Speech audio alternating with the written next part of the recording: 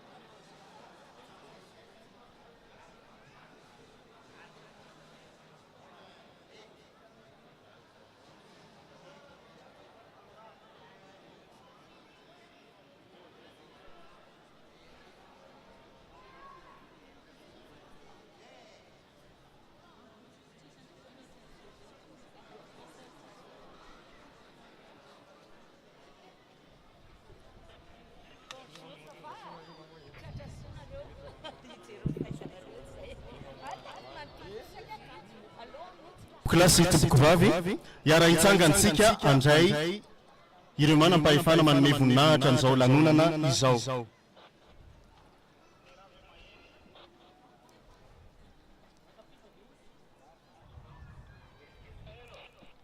Andriamatoa Jeneraly Ministry ny Folo Alin-da, Andriamatoa Jeneraly Ministre Délégué miandraikitra ny Gendarmerie am-pirenena, Andriamatoa Inspecteur Général de Police Ministry ny Filaminana anatiny.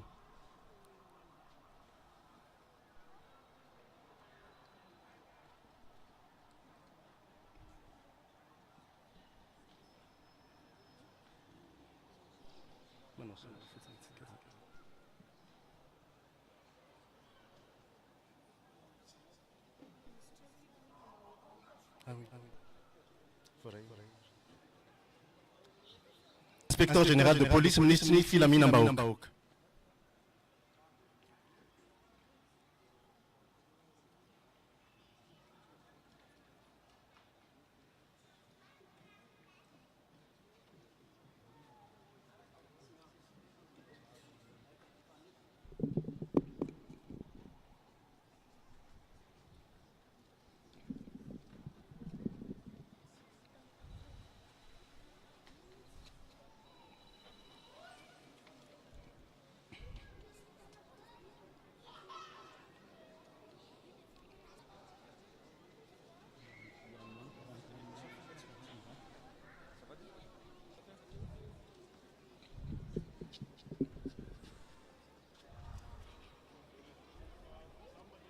Manasantsika mpanajana handray ny fitoerana tompoko.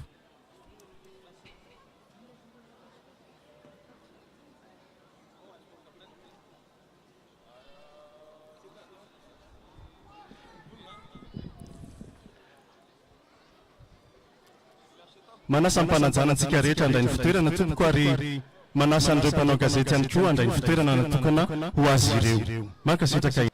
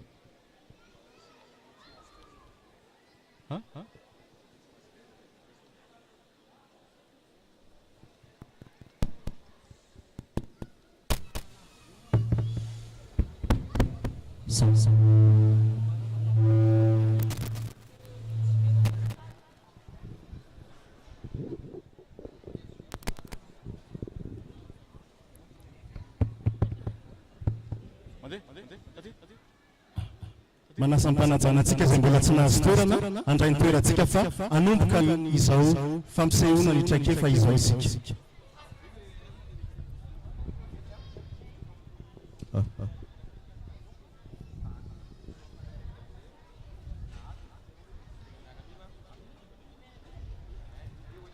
Andriamatoa Jeneraly Ministre ny Folo Alin-da, Andriamatoa Jeneraly Inspecteur Police Ministre ny Filamina Mbahoaka, Andriamatoa Jeneraly Ministre ny Ministre Délégué misahana Gendarmerie, Andriamatoa Jeneraly lehibe ny État-Major-ndreo Tafika, Andriamatoa Jeneraly Commande ny Gendarmerie Pirenena, Andriamatoa Directeur Contrôleur Général de Police ny Police Nationale, Andriamatoa Jeneraly lehibe ny État-Major-ny Tafika, Andriamatoa Amiral lehibe ny État-Major-ny Marine Nationale, Andriamatoa Jeneraly lehibe ny Tafika anabakabaka, ianareo manamboninahitra Jeneraly,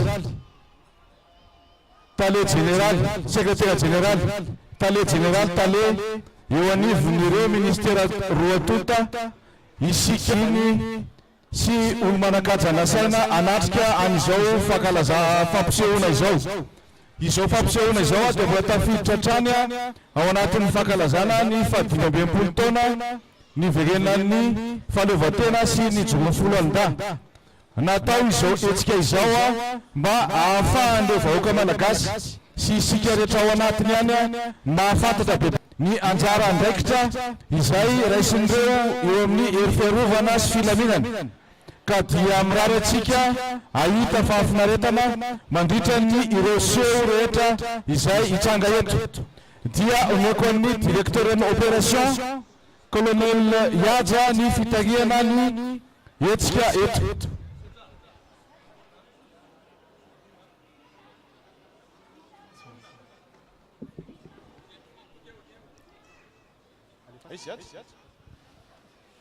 Ny fitsifandrosoana ao anatin'ny fankalazana ny 25 taona ny verenan'ny fahaleovantena ny Republikan'i Madagasikara dia ampifaliana no iarabanantsika rehetra tonga etony ary ampifaliana ihany koa no anaovana tonga soa antsika tsirairay avy eo amin'ny hery telotonta dia ny avy eo amin'ny ministera ny foloalonda ny ministera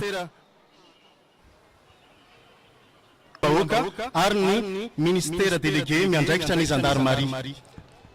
Toy izao ny fisotran'ny lanonantsika amin'ity andro ity irenena ary ny fahaefatra kosa dia araky ny fiaraha-miasa ao anatin'ny hery fiarovana sy filaminana dia ho tanterahan'ny FDS ny fahaefatra farany.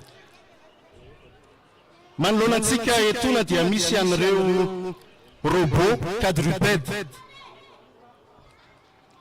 Izy ireo dia ary mahasolo ny olombelona ihany koa satria raha ny toerana izay manano sarotra ny amin'izany reconnaissance izany dia rariny dia rariny raha ny robot no entina manatanteraka ny asa reconnaissance. Raha ohatra fotsiny ka misy ny toerana mety izy explosif dia anjaran'ireo robot ireo amin'ny surveillance no mitsiry sy manao ny reconnaissance an'izany zone zany mialohan'ny ny hatongavan'ny tafika na ny FDS manatanteraka ny fandravana izany toerana izany.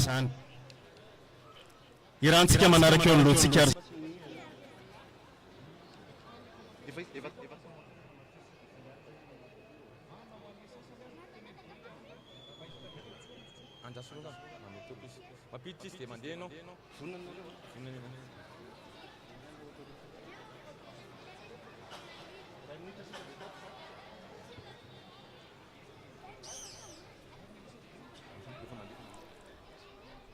Ireo robot quadrupède ireo moa dia afaka asiana fitaovam-piadiana ao aminy ary afaka ampiarahana amin'ireny atao hoe intelligence artificielle irony ahafahany manao analyse izay singa na ireo données izay hitany eny amin'ny terrain.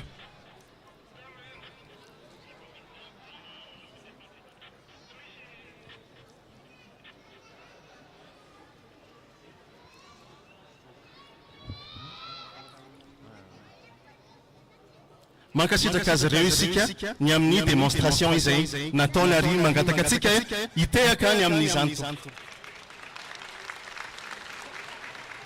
Mankasitraka indrindra.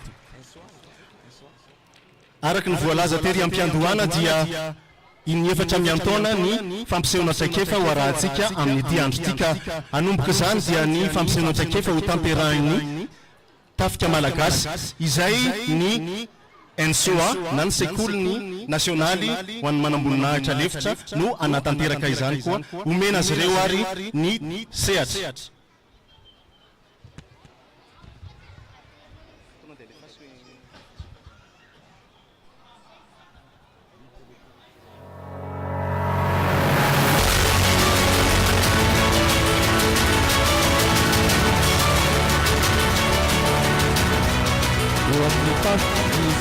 Manabonatolefitry tafika na NSOA dia manana andraikitra lehibe amin'ny famanana ireo miaramila antsehotra ny akianja ary tsy mitsahatra ny tadihevitra anatsara ny kalitao amin'ny fampianarana. Ao amin'ny sekoly tokoa mantsy no ampianarana sy amin'ny fananareo manabonatra lefitra ary ampitana amin'izy ireo ny fahaiza-manao mba ahomby ny asa sy iraka endraketana. Ny fanomezana azy ireo mitsakefo rehetra amin'ny lafiny taktika sy teknika manoloana fivoaran'ny antana misy sy ny fahafezana ny fahaiza-manao ara-miaramila dia anisan'ny fepetra mampahomby ny hiraka ataony akanjy na izany eo amin'ireo bataillona olafy base opérationnel avancé sy détachement spécial de sécurité. Tsapa tokoa mantsy fampivoatra ny ambany any akanjy.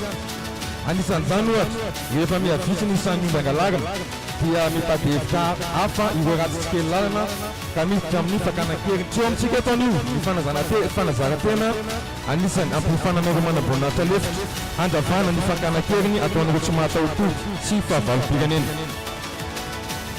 Tazantsika ery amin'ny ankavian'ny kianja.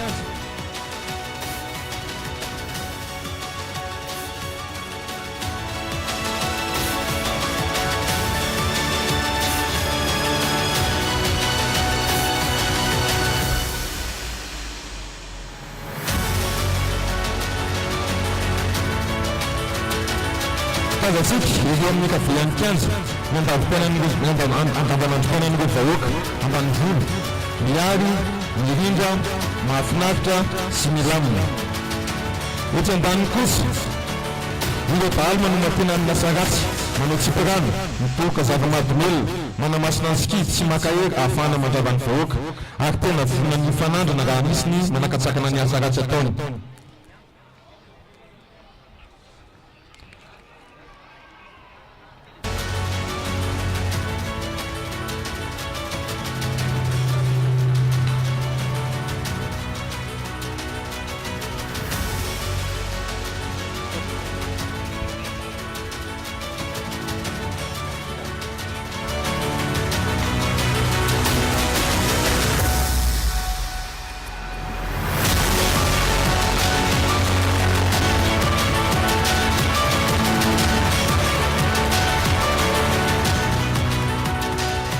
Izay dia manafika, mandrava, mandroba ny tanàna ireo dahalo, mampahory vahoaka ary makakeriny avy hatrany. Ka entin'izy ireo any amin'ny tovy na kizo na zofia fiainan'izy ireo reny izay azony. Miantso vonjy amin'ireo no manam-pahefana sivily eo an-toerana ireo vahoaka niara-ny fanafiana ary hitantsika eto ny ben'ny tanàna izay nandeha ny fitarainana avy amin'ny vahoaka no mampandray avy hatrany ny miaramila amin'ny fanafiana.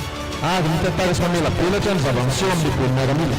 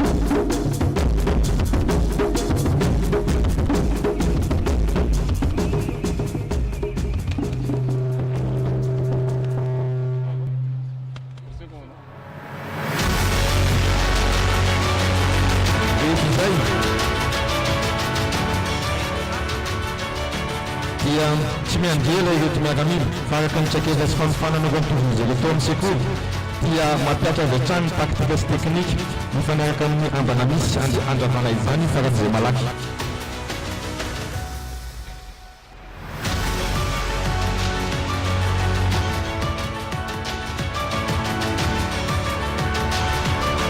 Tsara ny manamarika fa miankina be dia be amin'ny fahaiza-manao sy fanazara-tena toy izao ny fahombiazan'ny hiraka eny ankanja. Ireto tazantsika manao seho ireto zao dia isan'ireo mpofana avy amin'ny sekoly formation niveau 1 na ireo caporaly aka-grady gavina sergent.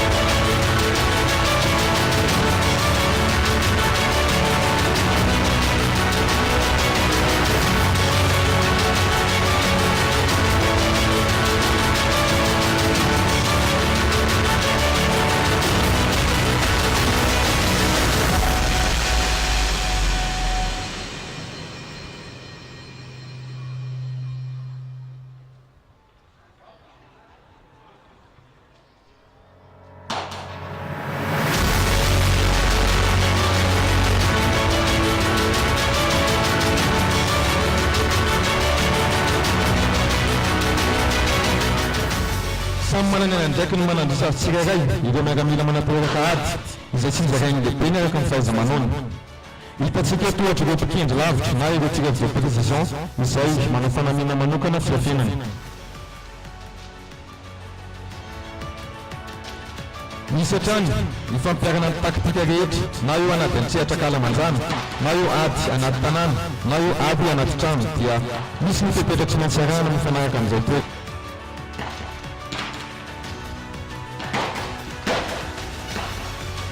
ny fanafiana dia mila fahaiza manao sy fitandremana maro na fotsiny ny fanatonana ny toerana misy ny fahavalo na ny fanavotana ny olona izay natao akeriny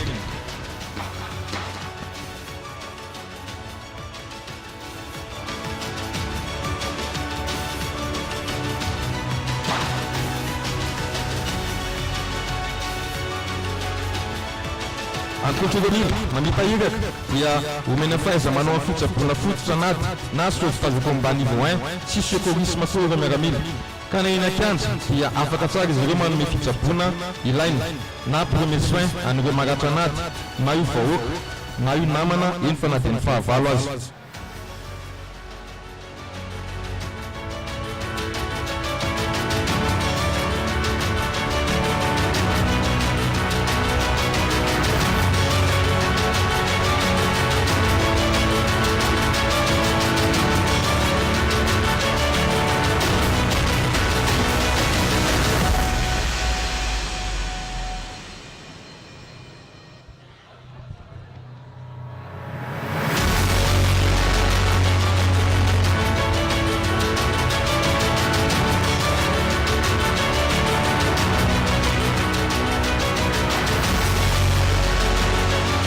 izy ireo ny fitsaboana sy fanoana anara moraly an'ireo vahoaka ny andritra ny fifandonana ary mety foana no anazy ireo mandritra n'izany fitsaboana izany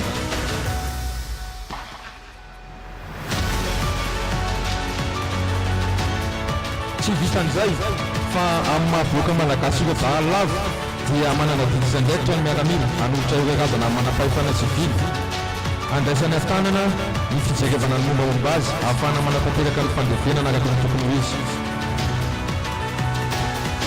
rehefa voatra eo ny manam-pahefana sivily izay rehetra izay dia miverina eny amin'ny tombony miaramila manatanteraka ny fiarovana manohy ny fiofanana ary vonina sy afaka atsony atrano raha misy lana izany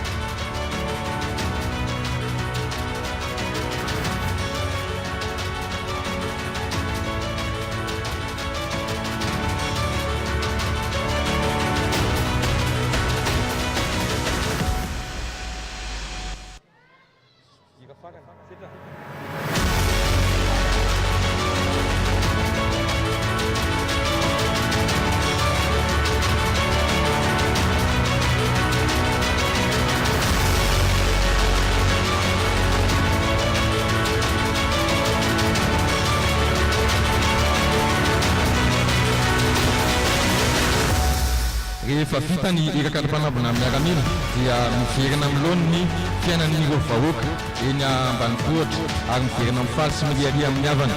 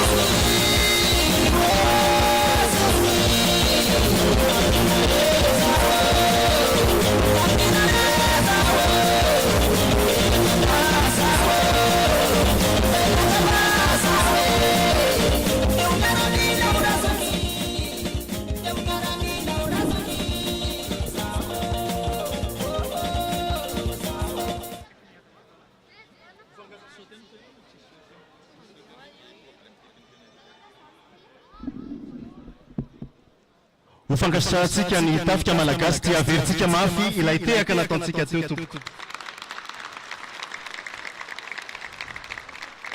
Ny École nationale des sous-officiers de l'armée no nanatanteraka ny seho no tanterahany tafika malagasy antsika teo. Araka ny nambara-tery am-piandohana dia ny gendarmerie pirenena no anatanteraka ny fampisehoana traikefa ankehitriny.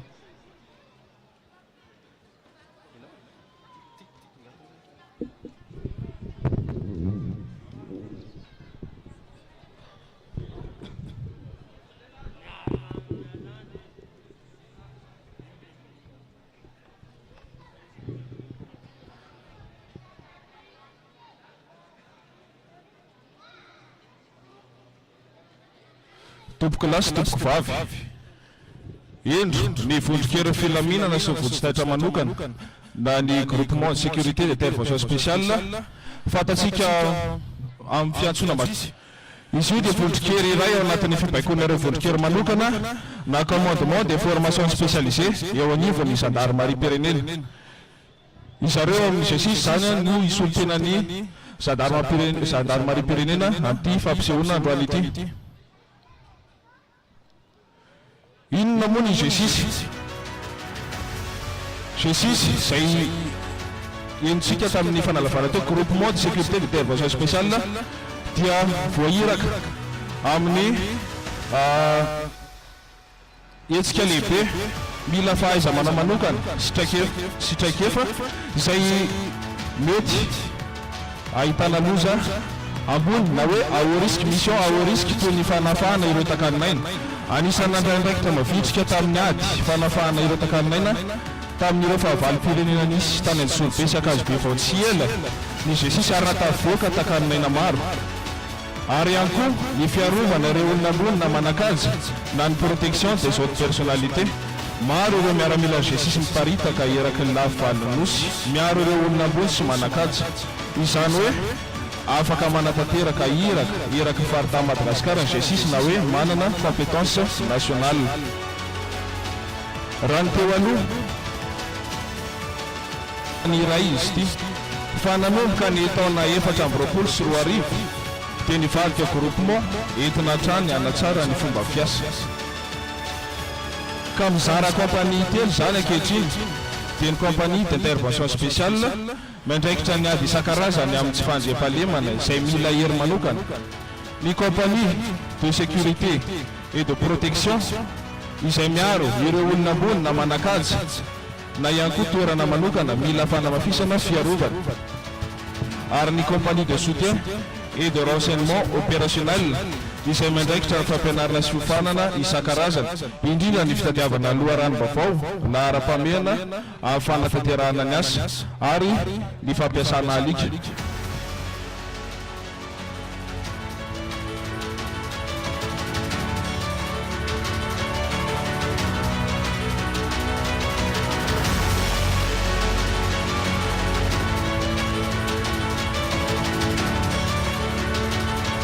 Indro ary izahay nasongadina isika anatin'izao fampisehoana izao ireo compagnie telo no tanysaina teo. Indro manoloana antsika izao ireo iraka mandeha misava lalana na advance afaka ilazana azy koa ny hoe précurseur ao anatin'ny compagnie de sécurité et de protection izany ary tohanan'ny compagnie de soutien de renseignement opérationnel amin'ny alalan'ny équipe cynophile izay manana chaîne d'attaque, chaîne de reconnaissance, chaîne détecteur d'explosifs et de stupéfiants. mandeha mamantatra tsara ny mombamomban-toerana izay alehan'ny mpampany manam-pahefana manomana ny fahatongavany isoroana mety loza rehetra. indro hitantsika izao ary zareo amin'ny précurseur iarahan'ny alika amin'ny équipe cynophile chien de reconnaissance.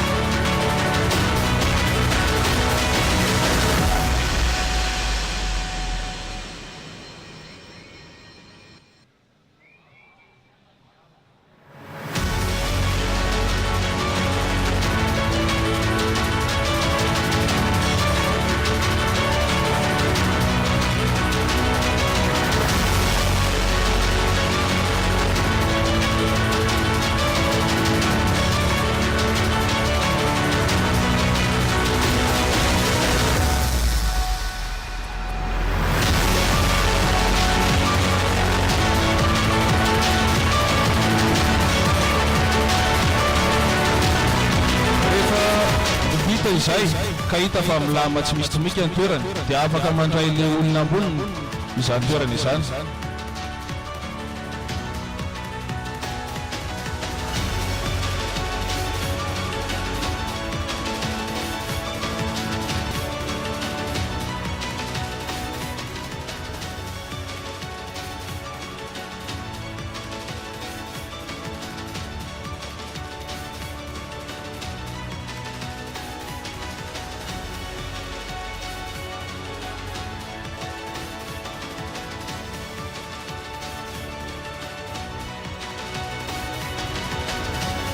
Hitantsika manatona amin'ny alalan'ny fiarakodia manam-pahefana ka ny section d'escorte ao anatin'ny compagnie de sécurité an-trano misahana izay fihetsehana izay. Ary hitantsika mamarana amin'ny convoi blindé izay endraketan'ny compagnie d'intervention spéciale tampoka mety ilana azy.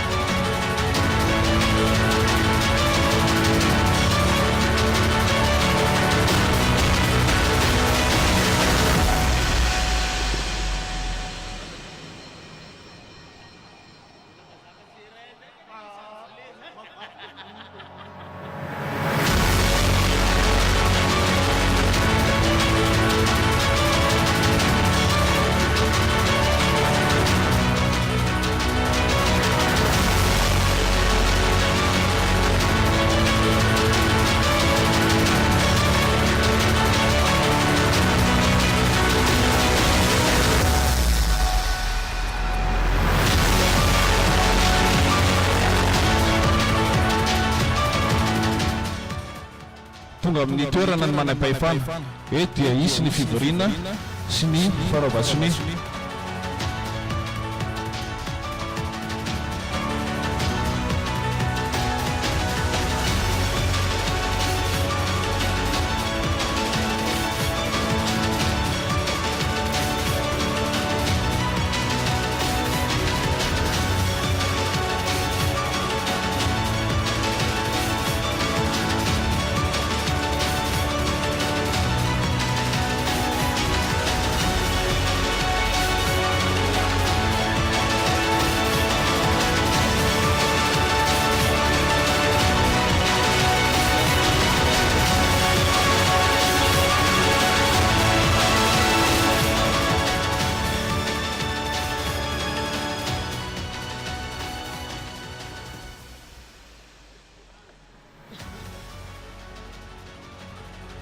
Marie protection des autres personnalités ny miaramila ao amin'ny G6.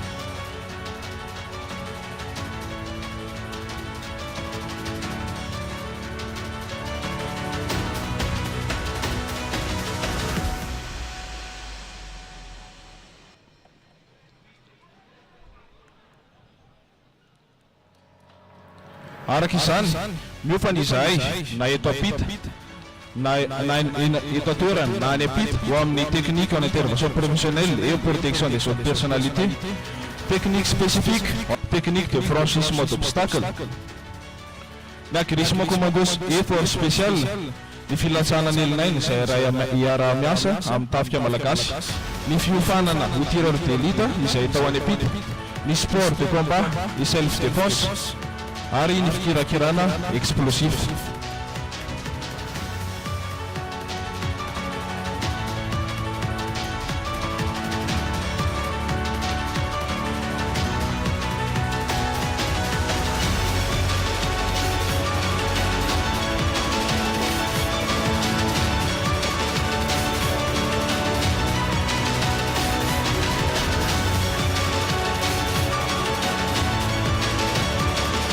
Rehefa vita izay dia zotra amin'ny toeran-kafa indray ny convoi.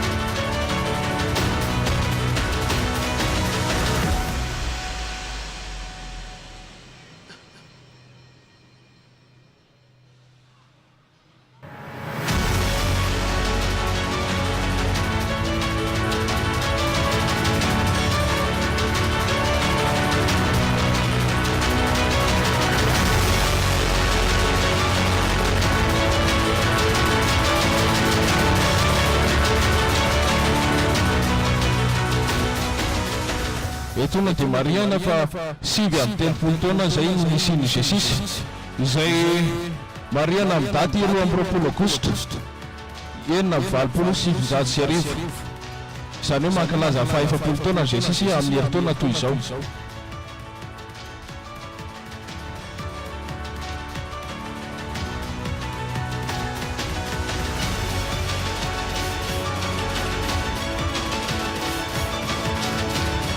Eny am-pandehanana dia mety isy fanafiana tampoka.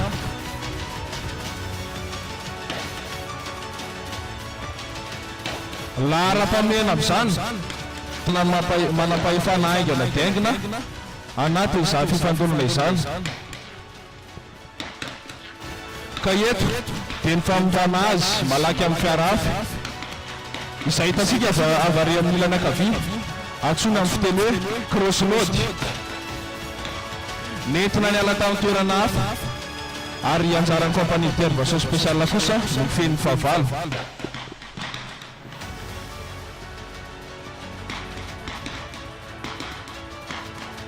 Eto dia miditra sehatra ny chien d'attaque.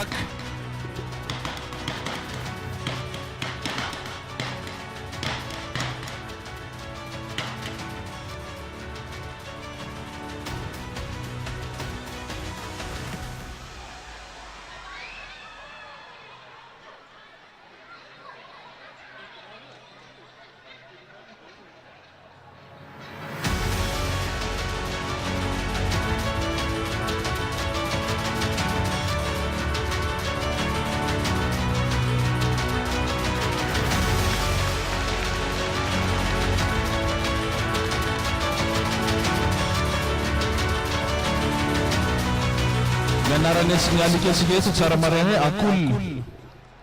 Izy no atao hoe akolona.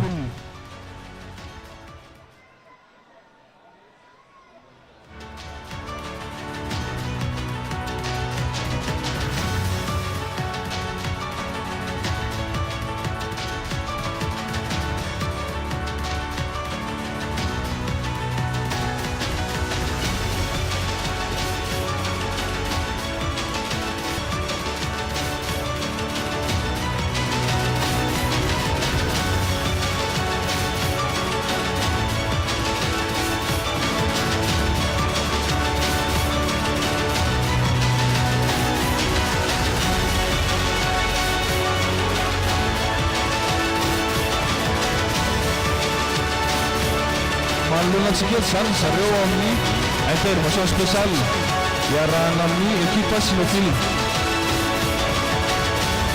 Rehefa izany dia manodidiny fiara rehetra tanatin'ny convoi ka raha nisy ny fahasimbahana tamin'ny fiara dia afaka manao ny asa remorquage ihany koa ny blindé.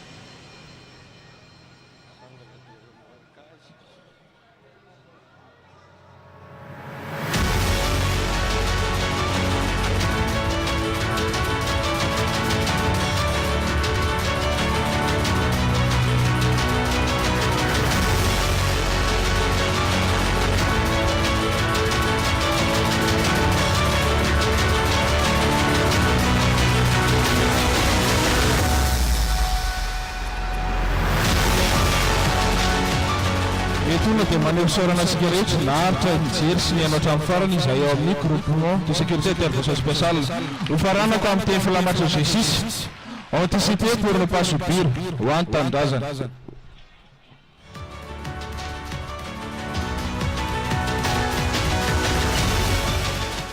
Makasitraka ny avy eo anivon'ny gendarmeria pirenena ny amin'ny seho izay nasehony antsika teo. Izao kosa araka ny nambarateri aloha dia ny avy eo amin'ny police pirenena no anohy ny seho fampisehoana ny traikefa.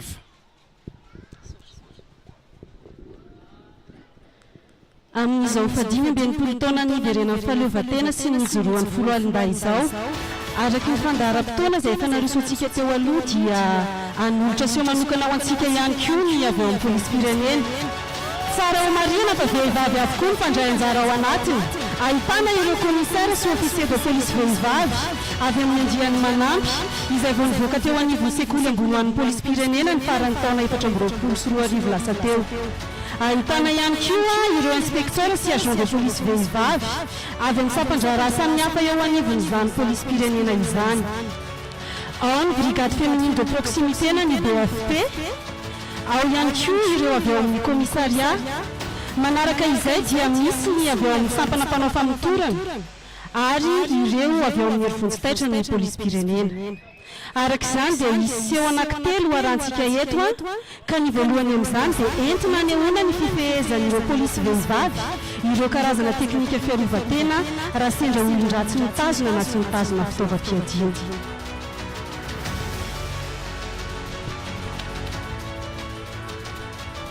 Tsy andrela intsony ary isika efa avy hatrany dia hiditra amin'izay seho voa. Izany seho izany moa dia tarihan'ny commissaire de police Ndiaye Mariline Stéphanie.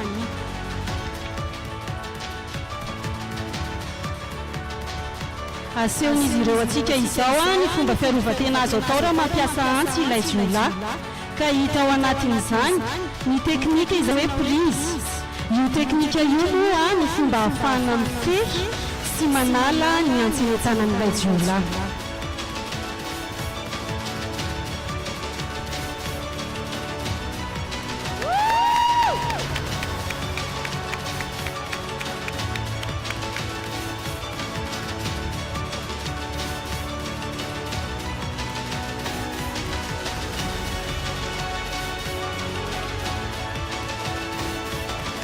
Manaraka izay dia misy ihany koa ny teknika izay ahafahana mandavy ny jiolahy ka matetika izy io dia faranana amin'ny fametahana rojo vy. Ny tanjona amin'izany moa dia ahafahana manao sambobelona sy manao fanadiadiana ilay jiolahy ary mba hahatratrarana ihany koa ireo namany.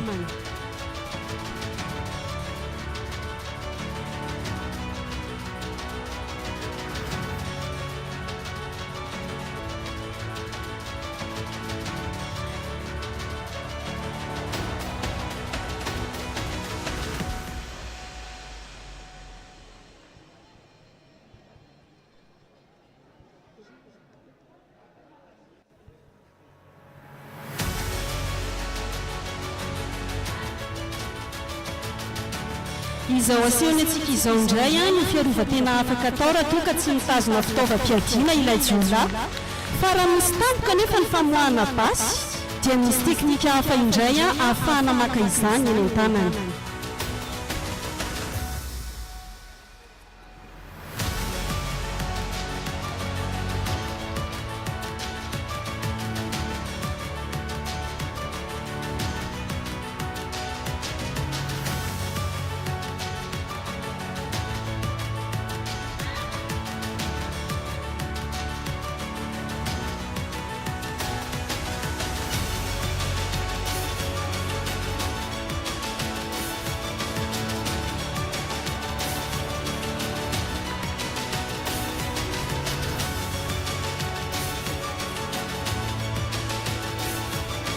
Manomboka eto dia ho arantsika ny fampifondronana ireo karazana teknika rehetra izay nataon'izy ireo teo mialohan'ny hidirantsika indray amin'ny teknika hafa. Ilaina dia ilaina mantsy ny mafy ireo teknika fiarovan-tena ireo rehefa any am-perinasa any ka tsy hanavahana izany na ho an'ny lehilahy io na ho an'ny vehivavy fa indrindra moa ho an'ireo komisara sy ofisier de police izay natao hanofana ny polisy rehetra eo ambany fibaikoana.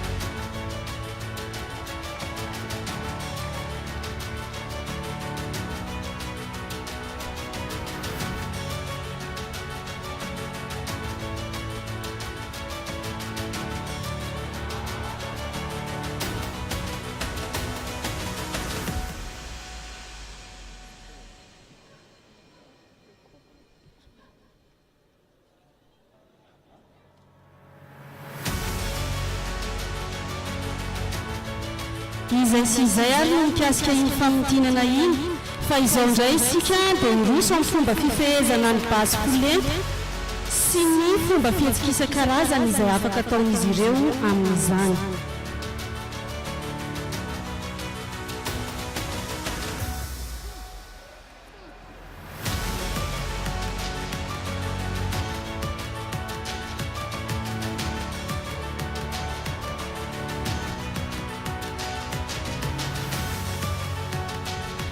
Raha sendra misy fanafiana ka mila miditra any amin'ny toerana anankiray ny mpitandro ny filaminana na ny polisy dia misy foana ny fizarana andraikitra izay ka ny sasany amin'izany miantoka ny fiarovana avy eo aloha mba ahafahany rehetra miroso, ny sasany kosa dia miantoka ny fiarovana avy ato aoriana mba ahafahana miaro amin'ny ambana rehetra izay mety hitranga. Ny tanjona amin'izany moa dia ahafahana misambotra ilay olon-dratsy.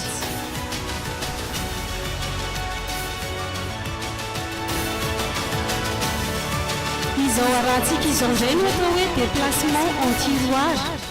Izy io dia ahafahana miroso sy mifampiaro rehefa eny an-kianja eny izy ireo. Marihana etoana moa fa ny polisy dia tsy natao hiasa irery fa natao hiara-hiasa amin'ny namany foana ka olona roa no farafahakeliny amin'izany tahaka izao hitantsika eto izao. Ankoatr'izay ihany koa dia miankina tanteraka amin'ny zava-misy eny an-kianja no hisafidianana ireo karazana teknika rehetra izay tokony ho ampiasaina.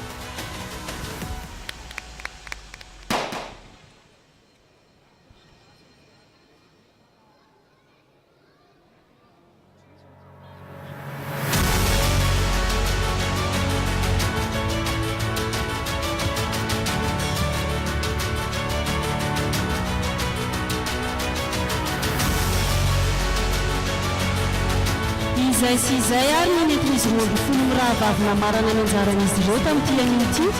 Izao indray isika dia hiditra ny seho manaraka.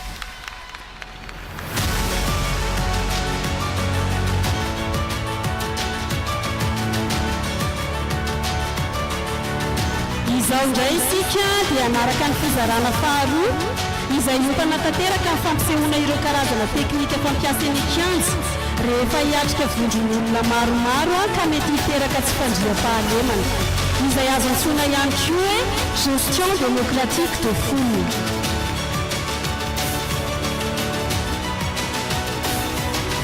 Ireo tazantsika miditry ny kianja ireo moa ny polisy vehivavy eo anivon'ny polisy pirenena mandray anjara amin'izao seho izao. izany dia tarihan'ny ofisier de police Razaka Arsoa Andriniaina.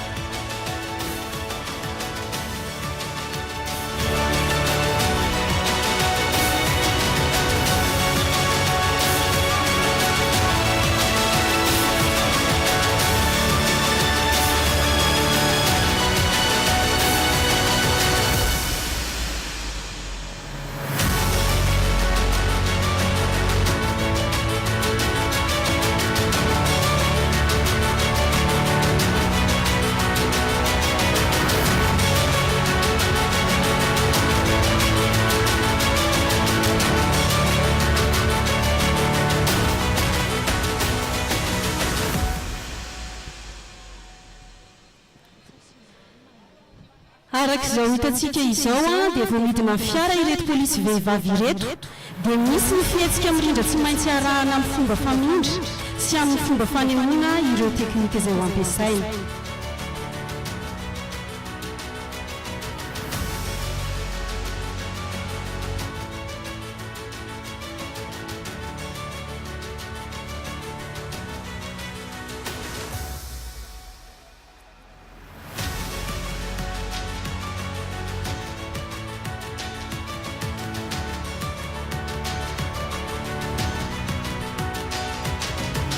Arak'izao hitantsika izao dia maneho amintsika indray izy ireo ny fomba fampiasana ireny fitaovana ireny miaraka amin'ny fihetsika rehetra izay tokony atao amin'izany.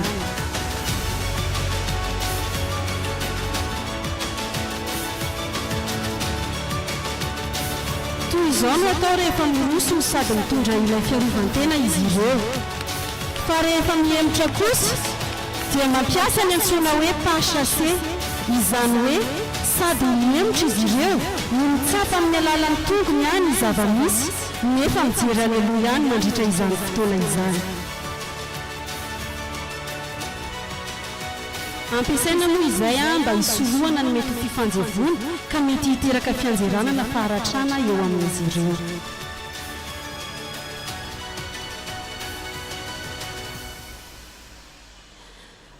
Raha toa ka tokony hiaro tena izy ireo manoloana ny zava-misy dia azo ireo atao tsara no mampiasa izao fiarovan-tena samy irery araka izao tazantsika izao.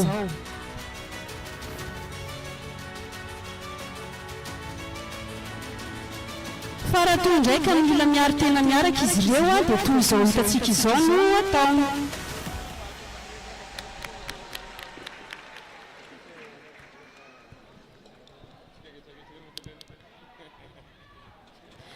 Arak'izao tazantsika izao moa dia alain'ireo polisy ny ampindra eny an-tanany ka ataony miendrika sokatra mba entiny miaro tena amin'ny ambana izay mety hisy na avy ao ambony izany na eo anoloana na avy ao ambany.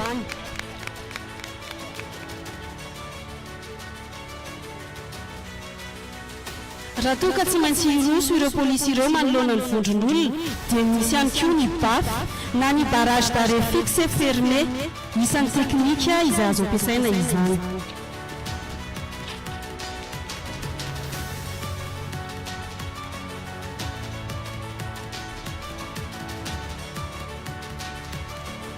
Raha hitantsika fa nitambatra izy ireo teo aloha dia tazantsika amin'izao fa misaraka sy mizarazara indray.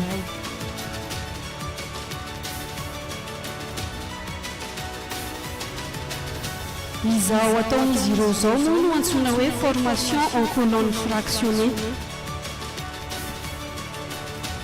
Toy izao indray kosa izy no atao hoe formation en quinconce.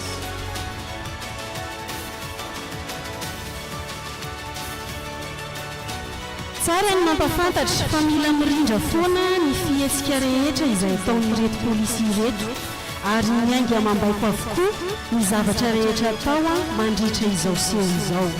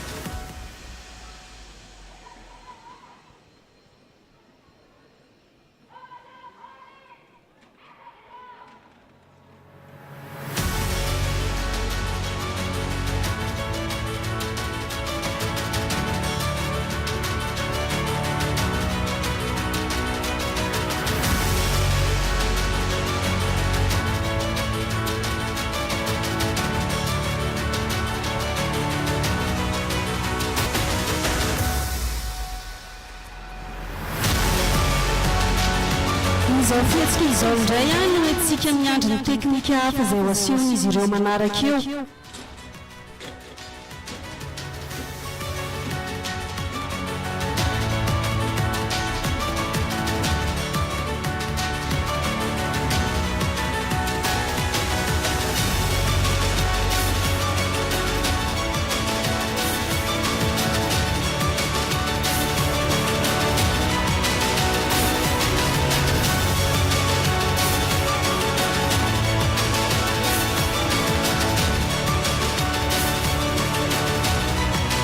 Izao izy ireo a dia iroso amin'ny teknika fanasarana eo afovoany ny vondron'olona maromaro mba tsy hitarany zava-misy eny an-kianja.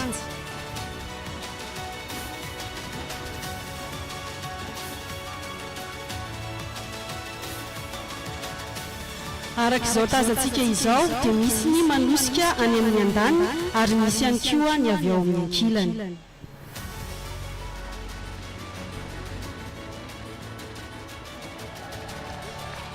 Raha misy olona kosa nefa tiana atokana ka mila esorina ao anatin'ny maro dia toy izao asehonareo izao indray a ny teknika ho ampiasaina amin'izany.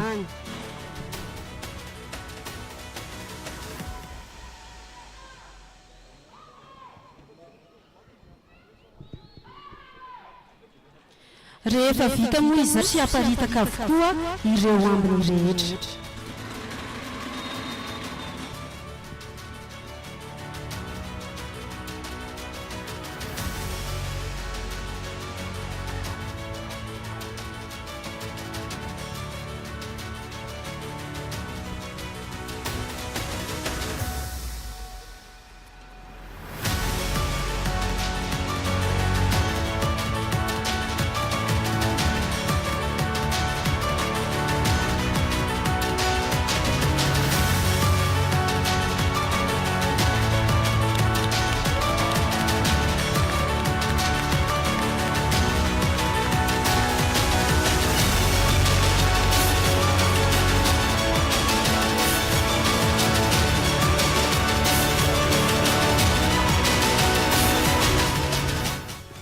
Aseho atsika mahavita manao fibaikoana ao anatin'izay sehatra izay ny vehivavy ary manana ny fahaiza-manao ny ao anatin'ny fanatanterahana izay teknika izay ihany koa izy ireo.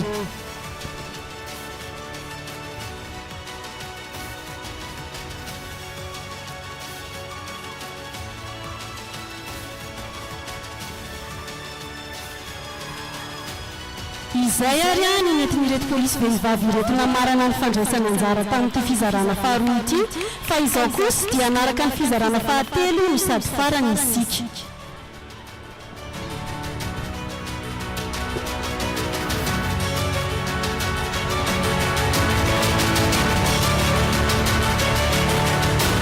Nisy fahatelo indray ary no arantsika izao.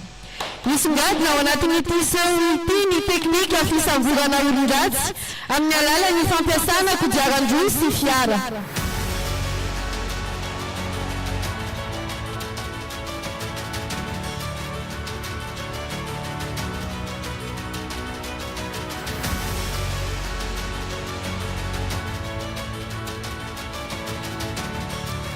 Polisy vehivavy miisa 80 no miantsehatra anatin'ity seho ity.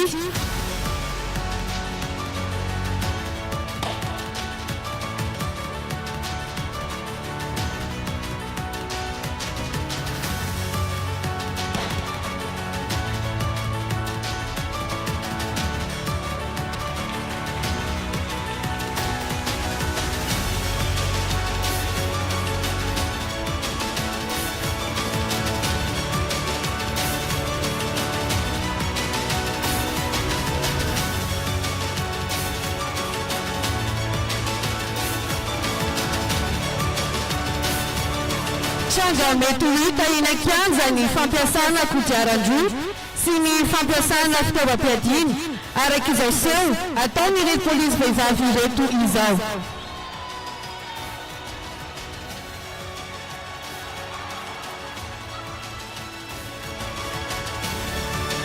Izao tantara kely asehoantsika izao dia entina ampiarana ny fomba fandraisana andraikitry ny polisy vehivavy roa izay nifanehatra tamin'ny jiolahy.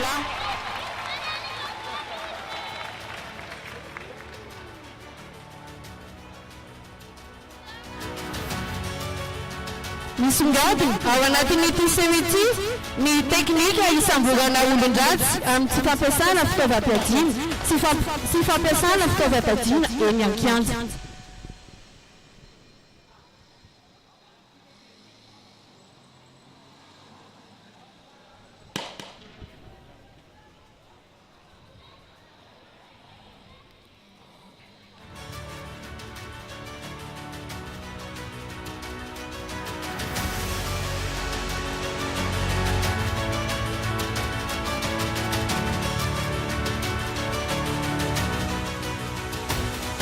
Misy karazany maro ireo teknika fiarovan-tena sy teknika fisamborana olon-dratsy.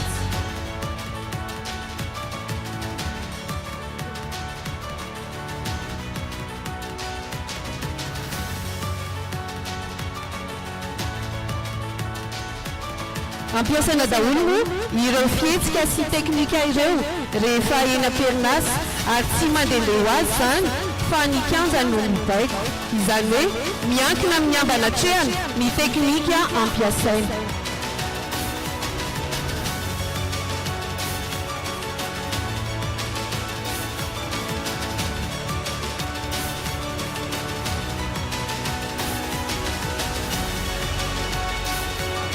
Eto dia ampiasain'ny polisym-pirenena ny kodiaran-droa mba hatongavana ao anaty fotoana fohy eny an-kianja manoloana ny fitohanan'ny fifamoivoizana eto an-drenivohitra ary ahafahana ihany koa manatanteraka ny teny ainan'ny ministera ny filaminam-bahoaka hoe polisy miaro sy manampy ny vahoaka.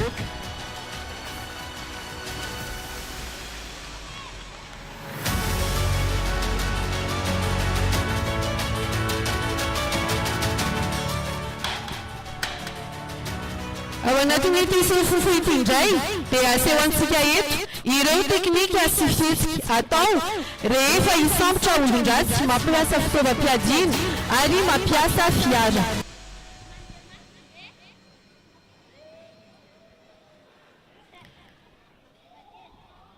Mariana moa fa mbola polisy vehivavy avokoa no miantsehatra ato anatin'ity seho manaraka ity izay tarihany inspecteur de police Rakotomalala Zoulalaina.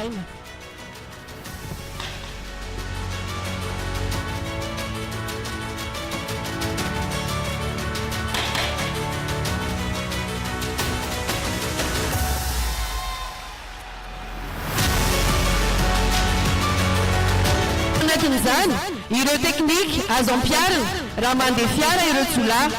Ahoana ny fomba fanavotana ny takarin'aina?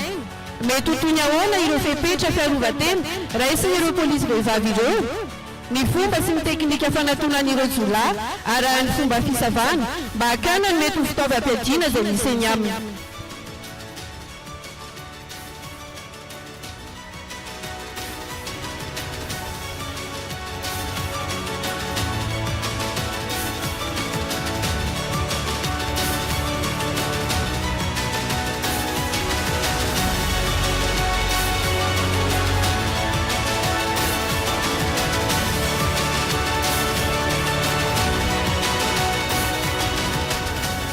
Araka ny lazaina tena amboalohany dia manaraka fiofanana ary manana fahaiza-manao hoentina andraisana anjara amin'ny hetsika eny an-kianja na lehilahy na vehivavy.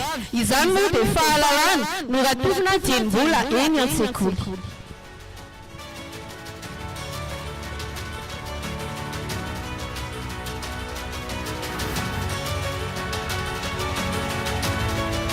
Rehefa feno ireo dingana fisamborana ataon'ireo polisy vehivavy ireo dia entina atao fanadihadiana eny anivon'ny sampandrarahan'ny polisym-pirenena ireo jiolahy mba hanokafana famotorana.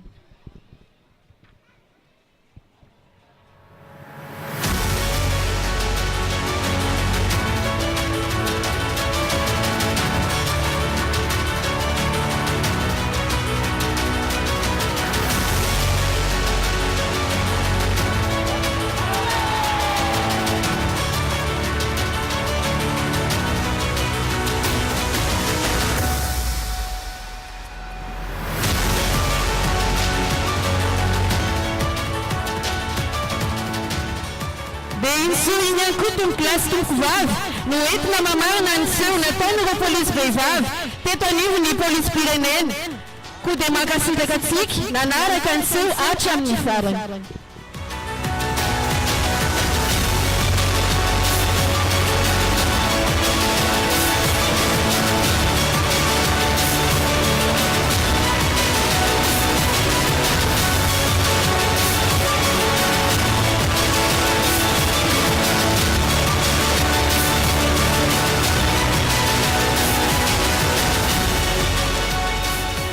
ampitsika izany te aka mafy dia mafy zany ho an'ny polisy pirenena. Izao koa sary dia tonga amin'ny fotoantsika anambarana n'izany traikefa sy fahaiza manao rehetra zany ao anatin'ny hetsika ho tanterahany force de défense et de sécurité na ny hery fiarovana sy filaminana.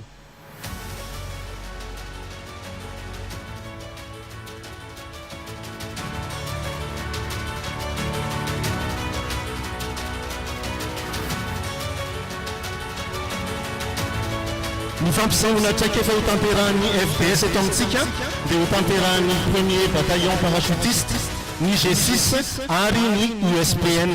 Izany no atao hoe tactique d'intervention mixte na ny fampiarahana ireo fahaiza manao hitantsika amin'ny iraka iombonana tanterahana miaraka amin'ny fiarakodia sy ny angidimby izany.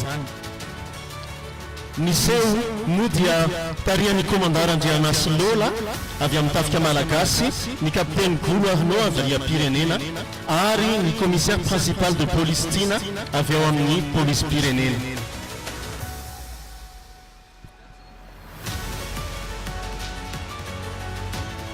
Raha ny tantara ahatongavana amin'izao se zao dia toy izao: misy ny fanafiana nataona olon-dratsy tao amina banque iray teto Antananarivo.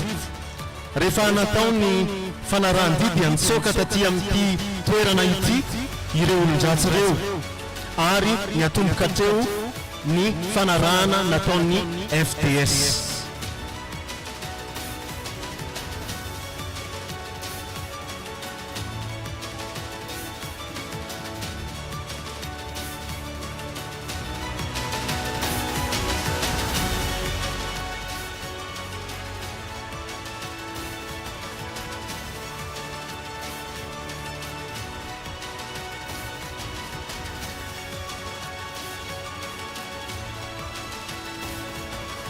Araka ny fahitantsika teo aloha teo nandritra ny seho nataon'ny pelotota dia nisy ny fahaiza manao, nisy ny traikefa efa naseho koa amin'ity indray mitoraka ity dia hatambatra izany ka ampisehoana seho tokana iarahan'ny hery fiarovana sy filaminana.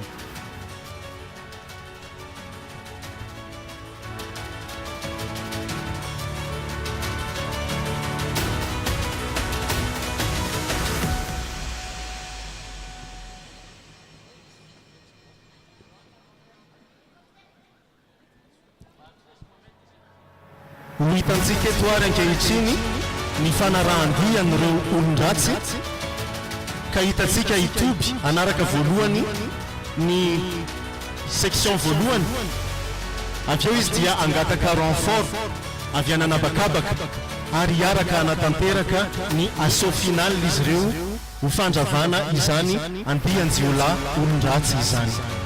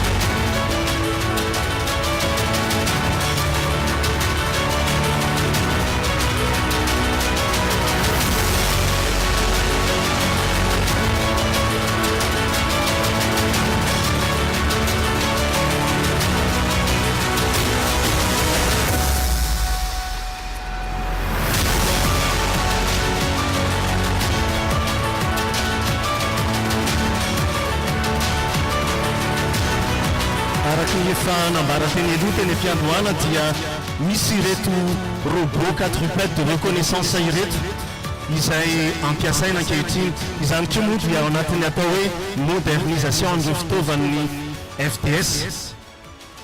Koa hitantsika manatona ny trano ilay quadrupède de reconnaissance hijery ny zava-misy ao amin'ny trano voalohany. Ilay faharoa kosa manaraka azy avy eto aoriana misy caméra izy ireo ahafahana mijery avy ety alavitra ny zava-misy ao anatin'ireo trano ireo.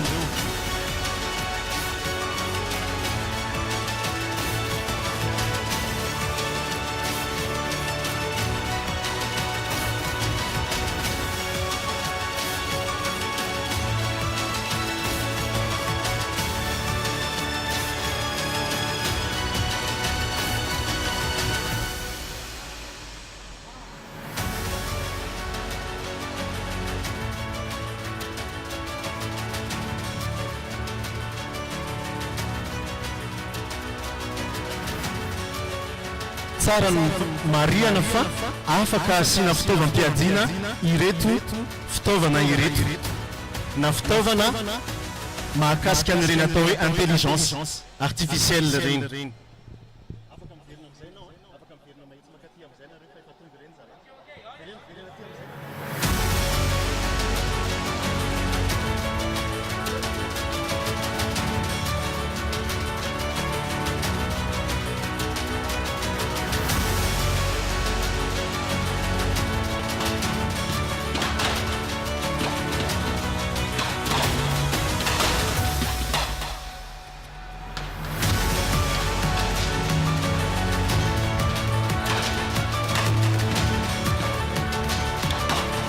Ireto hitantsika tonga ireto ireo olon-dratsy avy nanafika donc teto Antananarivo.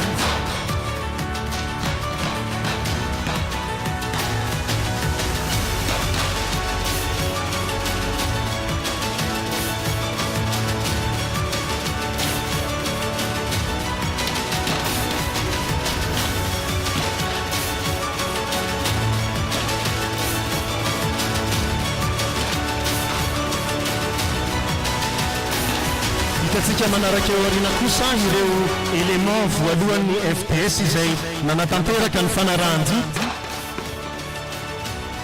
Rehefa hita fa somary lehibe ilay toerana dia miantso renfort izy ireo.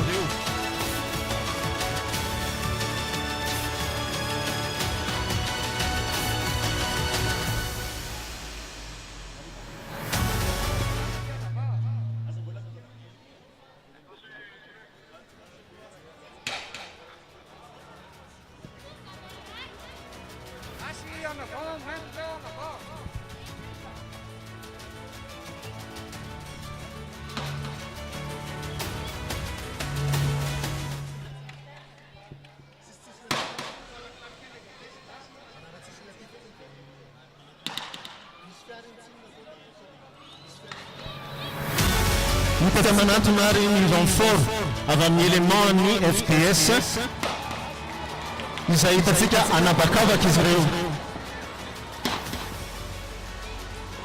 Ny renfort tonga moa dia antanety sy anabakabaka.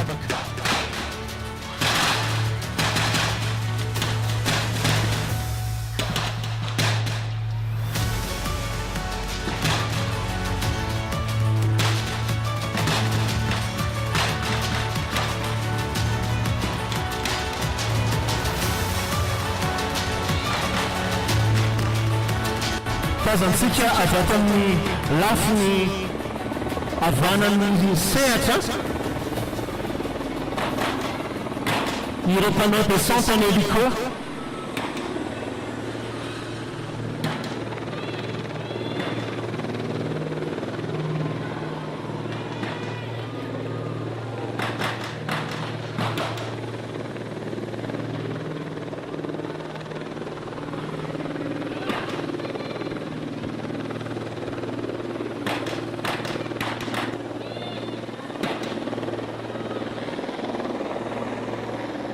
Rehefa tafidina moa voalohany dia izy ireo no manamarina ny fidinan'ireo namany avy any ambony.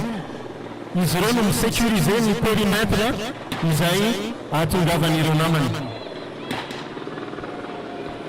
izato hitantsika izao natao hoe descente australienne.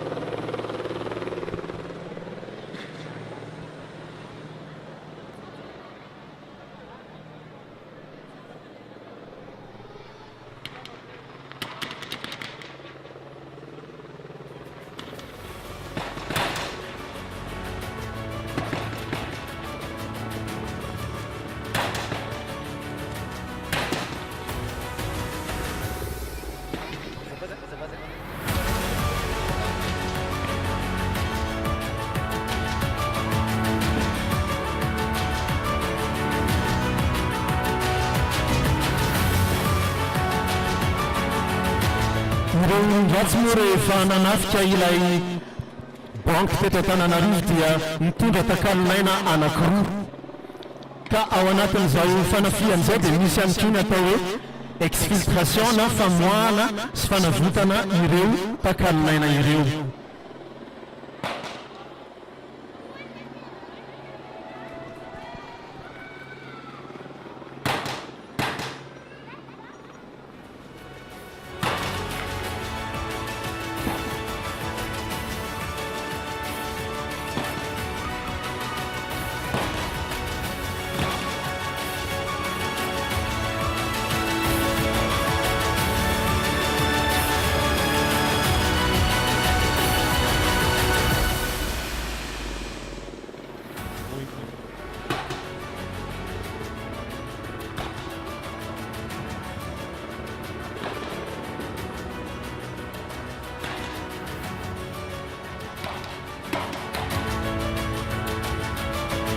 Hitantsika ny fampiarana ilay atao déplacement en perroquet na déplacement en tiroir izay notanterahana tamin'ny hetsika ny polisy-pirenena teo, ary izany notanterahana ireo eo am-panatonana ireo trano hitobingo ireo zola.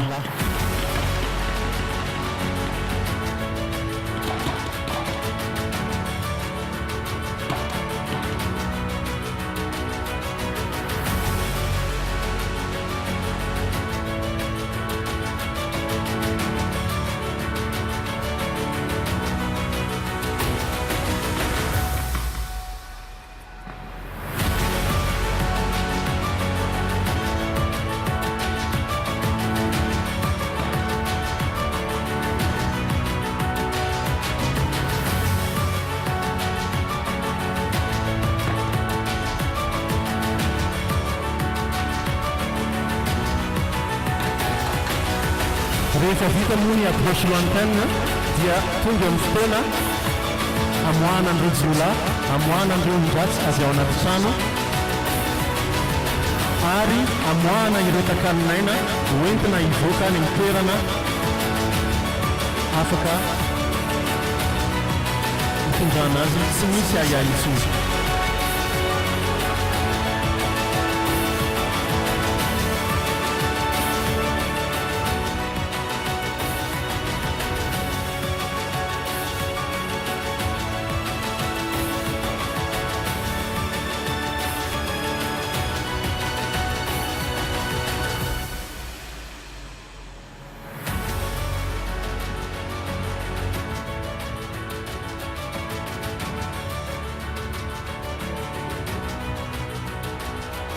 Tazantsika kosa ankehitriny atao hoe exfiltration an'ireo otage atao amin'ny angidimby.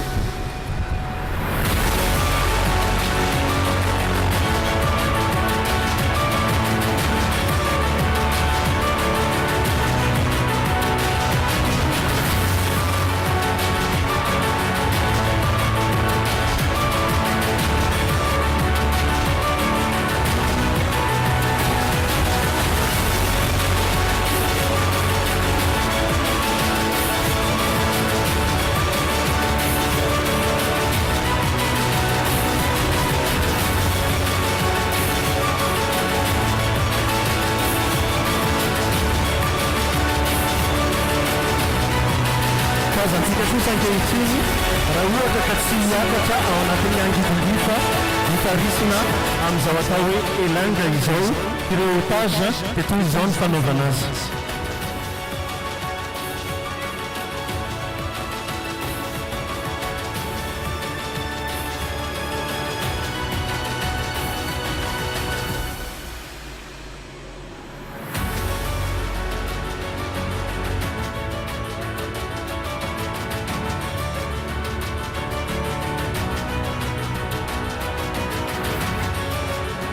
Raha afaka ny angidingidy dia toy ilay voalohany teny ho atao.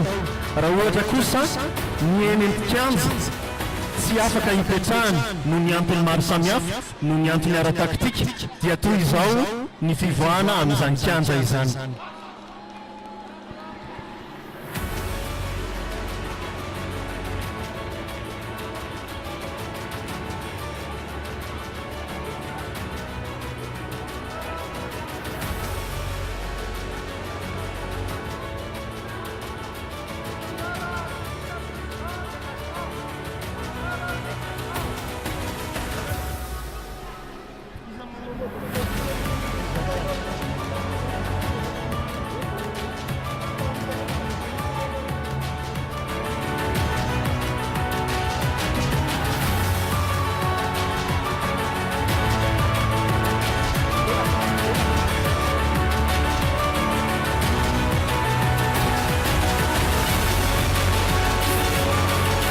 Namarana ny sao nataon'ny force de défense et de sécurité nany herim-piarovana sy filaminana tamin'ity andro ity. Hitantsika tamin'izany fa tao anatin'ireny seo reny ny fahaiza-manao no tompo-sain'ny antoko telo izay niarana natanteraka izao démonstration dynamique izao. Mankasitraka intsika rehetra tompoko.